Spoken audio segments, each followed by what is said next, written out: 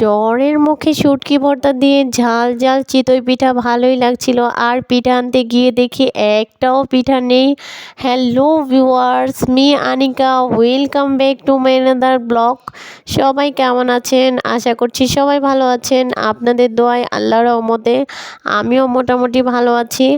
আর কয়েকদিন ধরে আমি অসুস্থ, আমি কয়েকদিন পর পরই অসুস্থ হয়ে যাই। সবাই জানেন কি যেন একটা হয়েছে, বুঝতেই পারছি না কি হয়েছে। আর আমার বাম চোখটা বারবার শুধু ফুলে যাচ্ছে ঘুম থেকে ওঠার পরেই, রাতে এমনটা হচ্ছে।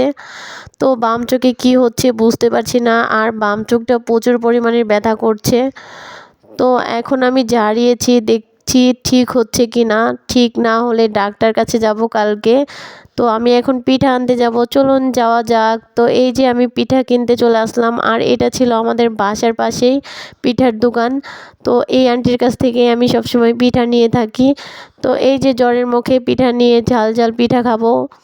তো এই যে পিঠা নিয়ে বাসায় চলে আসলাম, এটা আমাদের বাসার পাশেই। তো সাথে সাথে পিঠা নিয়ে আবার বাসায় চলে আসলাম, বাসায় এসেই খাচ্ছিলাম। আর দুইটাই এনেছিলাম, কারণ জ্বরের মুখে ততটা বেশি খেতে ভালোও লাগবে না। তো এই যে জ্বরের মুখে ঝাল ঝাল একদম দুই ধরনের শুটকি ভর্তা দিয়ে পিঠা খাচ্ছিলাম। সরি, একটা ছিল ধনিয়া পাতা ভর্তা আর একটা ছিল শুটকি ভর্তা। ফার্স্টে আমি ধনিয়া পাতা ভর্তা দিয়ে ট্রাই করে দেখছিলাম, তারপরে এই যে শুটকি ভর্তাটাও দিয়ে একটু ট্রাই করে দেখছি। শুটকি ভর্তা দিয়ে পিঠাটা অনেক বেশি মজা লাগছিল। আর জ্বরের মুখে কিন্তু জাস্ট অসাধারণ লাগছিল পিঠাটা, অনেক মজা লাগছিল। আর আমার বাম চোখের পাতায় কি হয়েছে, ফুলে ফুলে যাচ্ছে শুধু। আপনারা জানতে পারলে বা বুঝতে পারলে অবশ্যই আমাকে একটু কমেন্টের মাধ্যমে জানাবেন। আর কোন ডাক্তারটা দেখালে ভালো হবে সেটাও জানিয়ে দিবেন।